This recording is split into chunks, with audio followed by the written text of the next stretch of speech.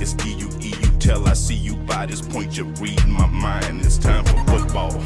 We about to keep this thing moving. I'm about it, you're with it, let's do it. We gon' make this thing official, you heard me? If you're the best, then let's prove it. The goal is set to have a team become a unit, man. We about to keep this thing moving. I'm about it, you're with it, let's do it. We gon' make this thing official, you heard me? If you're the best, then let's prove it. The goal is set to have a team become a unit, yeah. Welcome to Football Game Plan's NFL All 32 show. I am Emery Hunt, the czar of the playbook, and today's episode will be all about the Los Angeles Chargers as we take a look at the upcoming 2021 NFL season. We'll look at some training camp quick hits, some reasons for optimism, as well as some causes for concern, in addition to our positional breakdowns on both sides of the ball. But first, let's take a look at some of the key storylines heading into the Chargers season as we go into our 4-minute offense. The Los Angeles Chargers have a new head coach this year in Brandon Staley, who was most recently the defensive coordinator for the Los Angeles Rams. Staley has an interesting coaching background in the sense that he's coached at multiple levels from the JUCO ranks to Division III, FCS, FBS Group of 5, and FBS Power 5 levels, in addition to his 4 years in the NFL. He's a young guy, he's 39 years old, but has a wealth of experiences, including 7 years as a defensive coordinator throughout his coaching career. Now, he inherits a defense that has a lot of strong pieces to work with at all 3 levels, and an offense that is talented at wide receiver and at quarterback. So his first head coaching job in the NFL is in a really good situation. Speaking of the aforementioned quarterback that Brandon Staley inherits, Justin Herbert is coming off of a fantastic rookie season, one that saw him capture the NFL Rookie of the Year award. Now, last year, Herbert stepped in for Tyrod Taylor just before the second game of the season and went on a tear, finishing 2020 with over 4,300 yards passing, 31 touchdowns to only 10 interceptions. Just an outstanding output from a guy who looked like a completely different quarterback than he did at Oregon. With his rookie season as the foundation of his talent, it'll be interesting to see what the second-year player can do for an encore.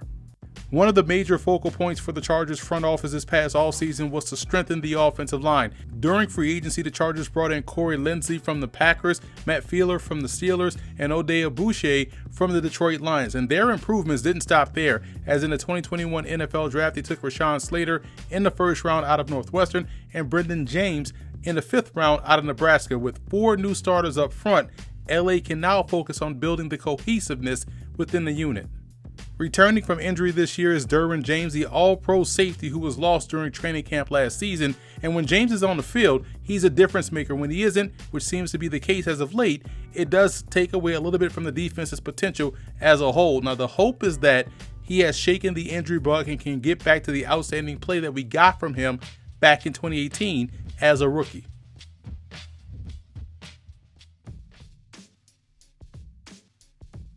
We talked earlier about the excellent rookie season of Justin Herbert, and now comes the hard part, sustaining that success. If how he got his start during his rookie season, being informed right before kickoff that he was going to be the starter, and then going out there and playing well, then we already should know the type of work ethic that he has and work that he puts in to get himself ready to play. He proved to be effective on both ends of offense and situationally, and the goal for him is to continue to flatline his performance, which should help keep the Chargers competitive throughout the season, and the depth behind him is solid with the veteran Chase Daniel and 3rd-year player Easton Stick.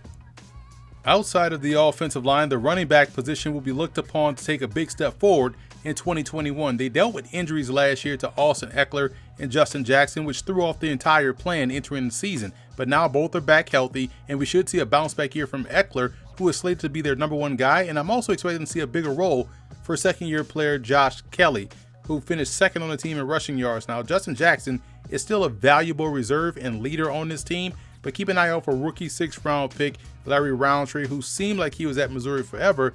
He'll compete for opportunities within this rotation. Arguably the most talented positional group on the roster is the receiving core. Keenan Allen remains one of the elite at the position, and he and Mike Williams combined for 13 receiving touchdowns last year, and one would expect that number to grow this year as they continue to build comfort with Justin Herbert. We saw growth in what was the 3rd wide receiver spot last year, where a 3rd-year player, Jalen Guyton, developed a quick chemistry with Herbert, finishing 4th on the team in receiving yards with 511 and averaged an impressive 18.3 yards a catch. Now, he'll be challenged by rookie 3rd-round pick Josh Palmer out of Tennessee, who, like Guyton, does a fantastic job in stacking and tracking going deep downfield. Tyron Johnson was another young player who saw increased minutes and success with Herbert. Now at tight end, they lose Hunter Henry in free agency, but they were able to bring in Jared Cook from New Orleans. Now Cook has grown into a solid intermediate option and should be able to step in nicely in LA. I'm more excited about Donald Parham and his role and what it'll be in this offense. The 6'9" tight end proved to be a touchdown maker last season and looks to have finally settled in to being an NFL tight end. Trey McKitty was taken in the 3rd round this year out of Georgia and should be their day one H-back, as he's tailor-made for that role as both a blocker and as a receiver with good run after the catch upside. And Steven Anderson gives them a solid inline presence as well. So not only do they have a talented receiving core, they also have a very talented and stable tight end position group. With 4 new starters along the offensive line, one of the ongoing concerns would be cohesiveness amongst a unit, but the Chargers do have the benefit of a full, regular-ish offseason and preseason to work that out. I'm excited for Rashawn Slater, the rookie out of Northwestern, as he should be a plug-and-play good player up front, helping solidify them on the edge. Brian Bulaga is the lone returning starter and is solid on the right side. Because he had a lot of starts last season, Trey Pipkins moving to a reserve role gives them good depth, along with Storm Norton, who also played well when he was asked to do so. And rookie Brendan James helps strengthen the interior depth, along with Tyree St. Louis and Scott Kiesenberry.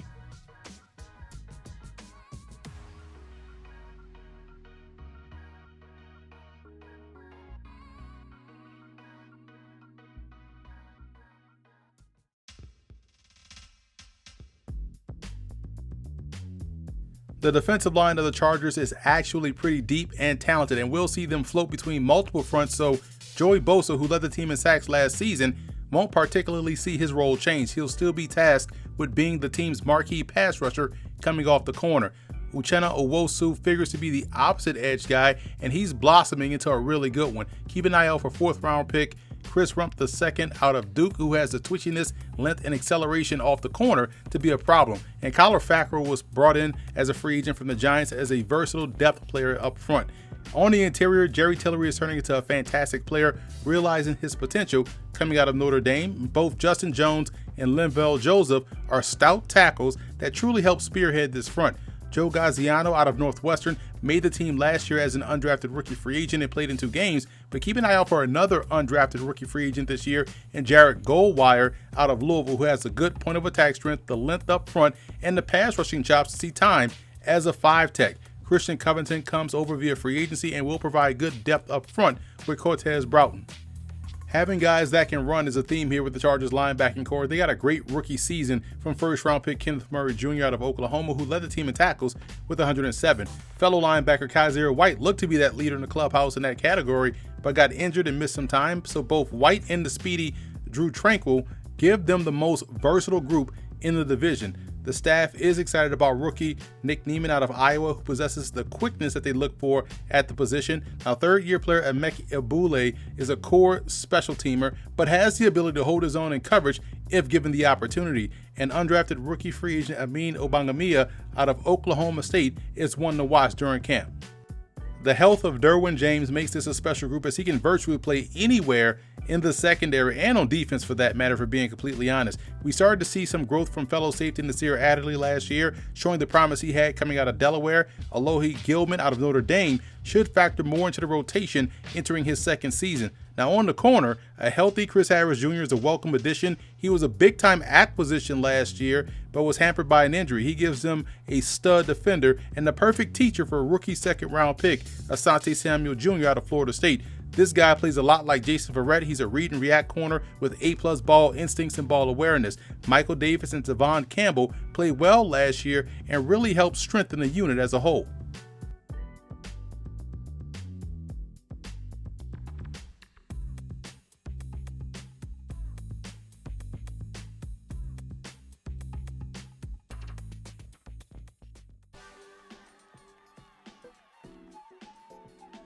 One of the major reasons for optimism for Los Angeles is the fact they had a lot of momentum toward the back end of the season. They won their last 4 games. So with that being the backdrop, carrying that momentum into 2021 seems like a winning bet. And they have solid playmakers on both sides of the ball. All throughout the show, we've talked about the playmakers they have on offense and on defense. Nasir Adderley, you see pictured there, was an improving player in addition to other guys that they're going to get back. So this is a very talented team.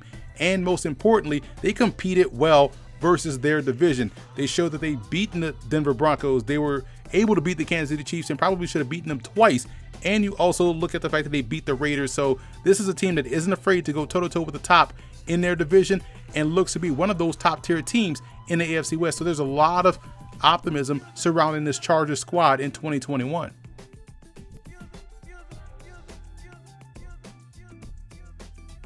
A cause for concern would be if that rebuilt offensive line doesn't gel quickly and get it going. We talked about 4 new starters up front. That takes time to build that cohesiveness, and if they can't gel, it could be a problem not only for the team, but also for the running game. If this run game is mediocre once again and they can't close out games because they can't run the football, it could be a problem. Speaking of being a problem, the kicking game has been a problem for quite some time. It has been very inconsistent, which is why Anthony Lynn isn't here. And if that kicking game is inconsistent once again, this season could be a lot like what we saw last year in terms of record. Taking a look at some training camp quick hits starting on offense, a camp surprise would be the rookie Brendan James, the other offensive lineman they took in this year's draft out of Nebraska. He's a very good player, and I think people will be surprised with his play and shocked that he dropped that far in the draft. And Chris Rumph II is someone that was impressive on film at Duke. He's going to fill out his frame. He's going to get that pro strength and conditioning, but this is someone that has exactly what you want coming off the corner. Some rookie impact players, I think these are obvious. Number 1, Rashawn Slater. He's a plug-and-play guy. Up front, can play guard or tackle. He's going to start at left tackle for them, giving them someone they can depend on from week 1 to week 17. And defensively, Asante Samuel Jr. I talked about his ball instincts and ball awareness. This guy was built to play this position, groomed rather well by his dad, who was a future Hall of Fame cornerback himself. So I just love the pick, and I'm glad the Chargers made this pick in the second round. Some X factors you want to keep an eye on. On the offensive side of football, Justin Herbert, how he plays determines how well this team does as a whole. He played fantastic football last year as a rookie, and one could only hope that that is going to carry over to the season in 2021. And Derwin James, we spoke about it earlier in the show, him being critical to this secondary's success as a whole because he's such a move piece, so versatile, such a playmaker. They need him out there for a full 17-game season. Breakout players to keep an eye out for on offense, Donald Parham Jr., the 6'9" tight end, was Mr. Touchdown last year, and I am excited to see how they incorporate that ability within the offense this season. And Drew Tranquil was injured a lot last year. He should be fully healthy. He's another one of these speedy run and chase linebackers that they love at the position and should help strengthen that unit and make it one of the tops in the division.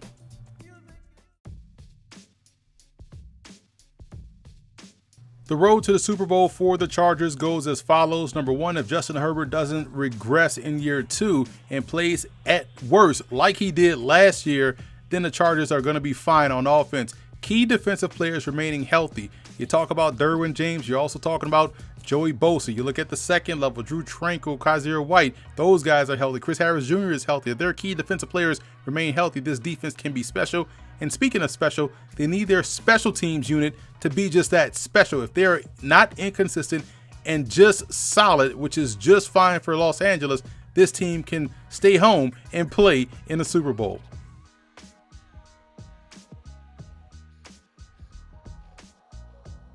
I have the Chargers finishing second in the AFC West. To be honest, this was a toss-up between the Chargers and Denver, and the reason why I went with the Chargers second, better and more stable quarterback play.